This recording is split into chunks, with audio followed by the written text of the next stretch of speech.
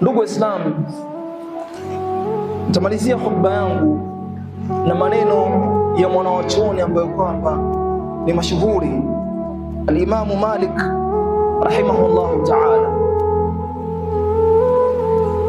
asema man ibtada'a fi al-islami au man ibtada'a fi ad-dini bid'atan yaraha hasana faqad za'ama anna Muhammadan sallallahu alayhi wa sallam khana ar-risala dhalika bi anna Allah subhanahu wa ta'ala yaqul al-yawma akmaltu lakum dinakum wa atmamtu alaykum ni'mati wa raditu lakum al-islam dinan fama lam yakun yawma idhin dinan falan yakuna al-yawma dinan.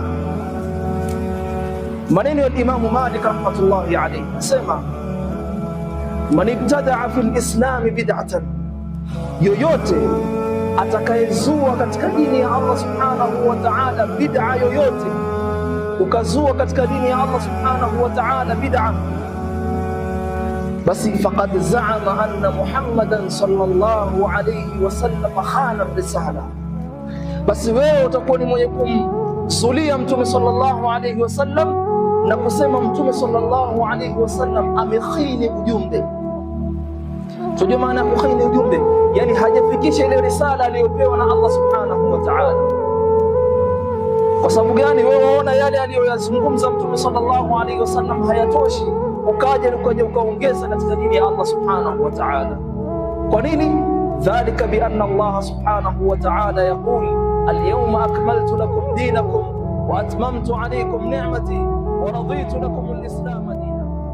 Al-yawma akmaltu lakum dinakum, leo hii nimwakamilisheni nyinyi dini yenu, wa atmamtu alaykum ni'mati, na nimezitimiza neema zangu mimi juu yenu nyinyi, wa raditu lakum al-islam dina, na nimwaridhieni nyinyi Uislamu kwamba ndio dini yenu. Asema Imamu Malik, fama lam yakun yawma idhin dinan falan yakuna al-yawma dinan, jambo ambalo kwamba halikuwa ni dini wakati wa Mtume sallallahu alayhi wasallam na wakati wa masahaba wa Mtume sallallahu alayhi wasallam na makhalifa wa Mtume sallallahu alayhi wasallam, haliwezi kuwa ni dini leo. Jambo ambalo kwamba Mtume sallallahu alayhi wasallam hakulifunza haliwezi kuwa ni dini leo. Leo baada ya makarne na makarne iliyopita kwamba leo ndiyo dini, na wakati wa Mtume sallallahu alayhi wasallam halikuwa jambo kama hili ni dini.